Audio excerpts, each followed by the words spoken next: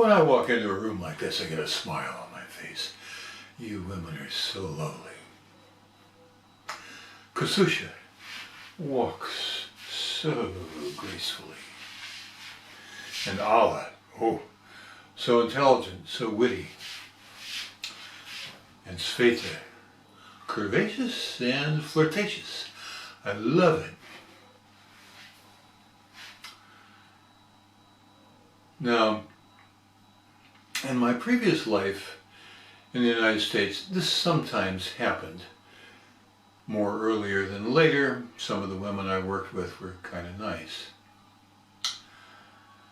But in general, the reason that I was faithful to my former wife for 25 years is, in part, the reason I give because I felt an obligation to see my children through until they were grown up.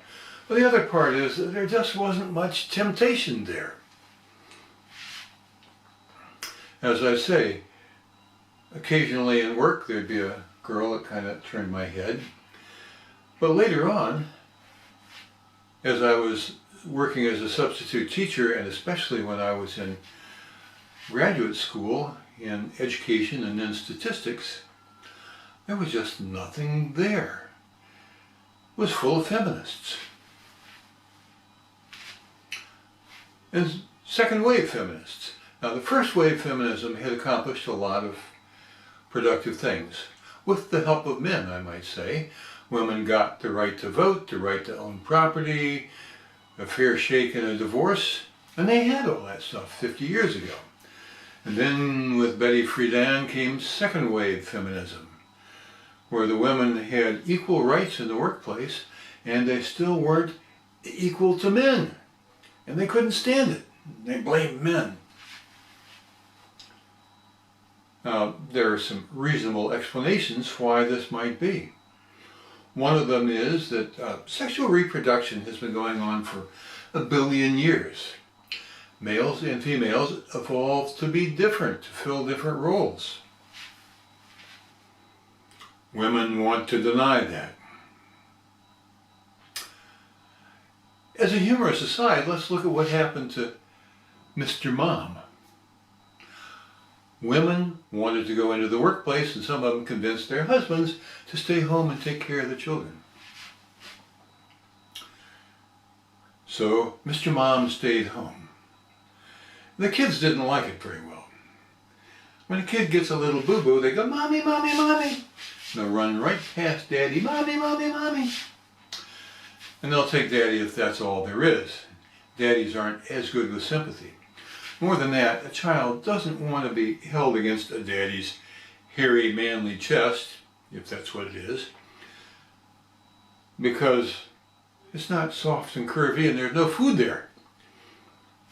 Men just can't fill the role of women. More than that, when a man comes home from work, he'll flop down in an easy chair, open a beer and say, "Whew, another day's work out of the way."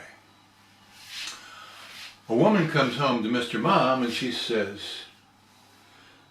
"You let her go to playgroup just like that?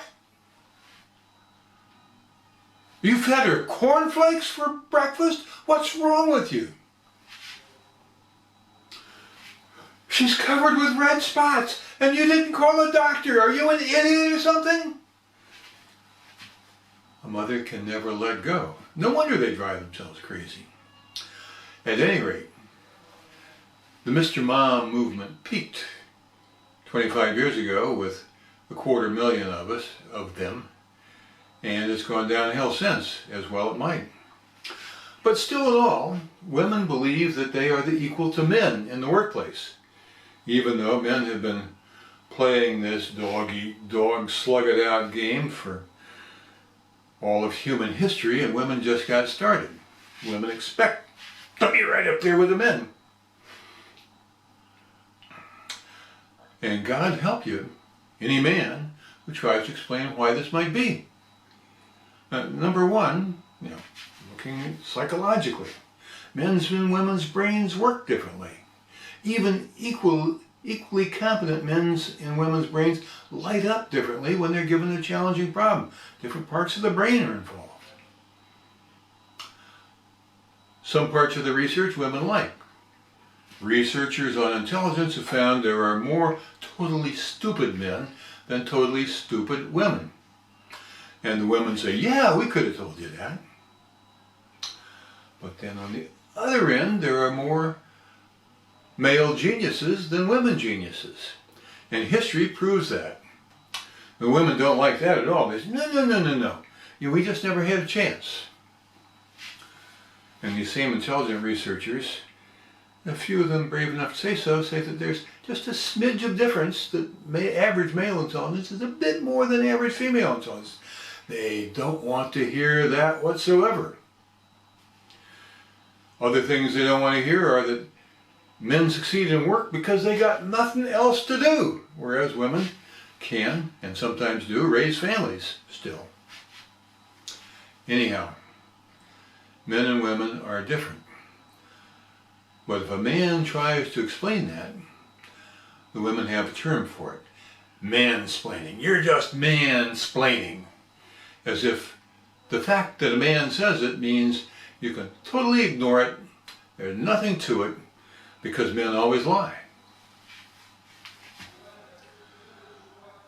Well, that was what I ran into. In the university, when I went back in 2003, I was in the Department of Education, overrun with female professors and female students. There were a few men there, they call themselves men, ran around like scared little white mice, shivering and shivering in fear of the women. Well, I don't shiver in fear, and they hated me.